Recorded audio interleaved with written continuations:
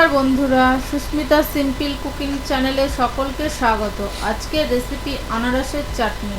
খেতে খুব ভালো হয়। এই চাটনি আপনি বানিয়ে অনেক দিন ফ্রিজে রাখতে পারবেন। এই রেসিপিটি ভালো লাগলে সাবস্ক্রাইব করার অনুরোধ রইল আর বেল নোটিফিকেশনটা অন করে দেবেন। তাহলে দেখে নেওয়া যাক উপকরণ কী কী লাগছে। আনারসের চাটনি বানাতে উপকরণ লাগে হলো আনারস কেটে নিয়েছি ছোট ছোট টুকরো করে, সেটা গ্রেটারের সাহায্যে ঘষে নিয়েছি। তার সাথে লাগছে নুন, চিনি, হলুদ, পাঁচফোড়ন, শুকনো লঙ্কা, চেরি, খেজুর আর সামান্য লেবু। ইন্ডাকশানে একটা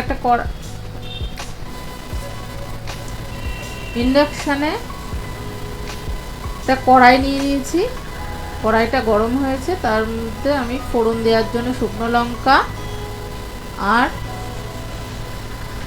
সামান্য পাঁচফোড়ন এটা একটু নেড়ে নেব। এটা ভাজা মশলা করার জন্য একটু শুকনো নেড়ে নেব। হামলদিস্তার মধ্যে এটা ঢেলে একটু থেতো করে নেব মশলাটা আধ ভাঙা মতো। তারপরে কড়াইটা বসিয়ে দিয়ে সামান্য একটু পাঁচফোড়ন দেব। পাঁচফোড়ন দিয়ে 1 চামচ মতো সাদা তেল দেব।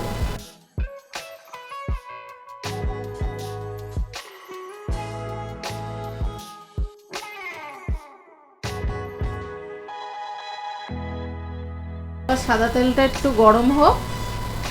তারপরে যে আনারসটা আমি ঘষে রেখেছি সেই আনারসটা ঢেলে দেব।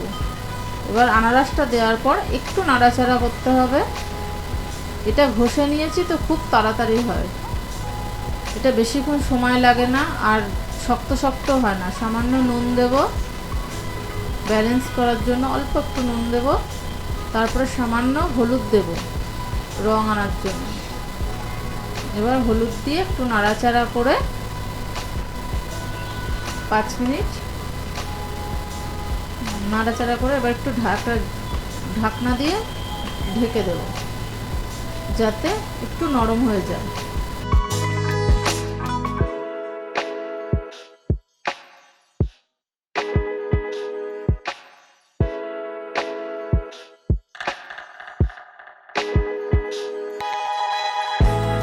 চাপা দিয়ে ফিরে এসেছি, এসে দেখি অনেকটা সিদ্ধ হয়ে গেছে। এবার এর মধ্যে চিনি দিয়ে দেব।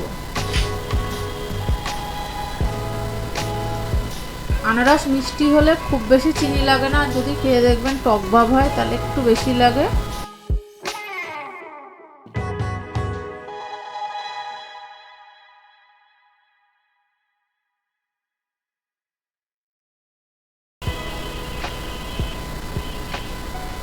একটু ফুটে গেলে একটু খেজুর, সামান্য একটু চেরি,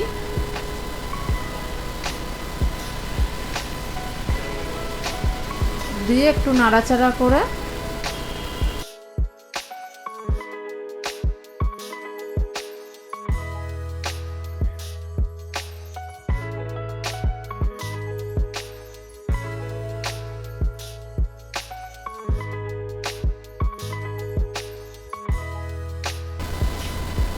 এবার সামান্য লেবুর রস দিয়ে দেব।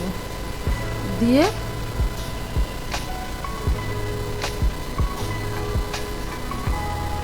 লেবুর রসটা দিয়ে একটু নাড়াচাড়া করে আমাদের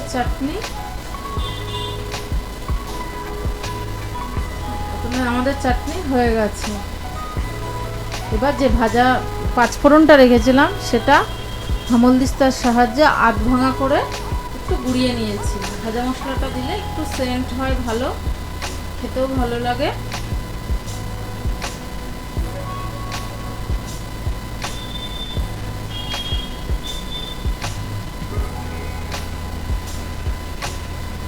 এবার পাঁচফোড়নটা ওপর দিয়ে ছিটিয়ে দেব।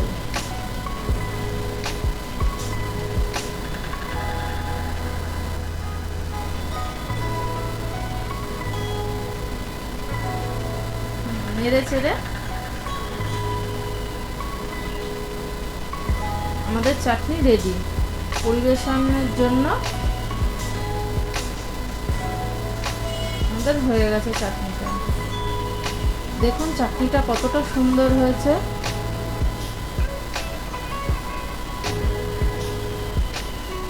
চাটনিটা ঠান্ডা করে আপনি ফ্রিজে রেখে দেবেন, অনেক দিন পর্যন্ত চাটনিটা থাকে। আপনি বাড়ির সদস্যদের চাটনিটা খাওয়াবেন, তারা খুব ভালো বলবে। ধন্যবাদ।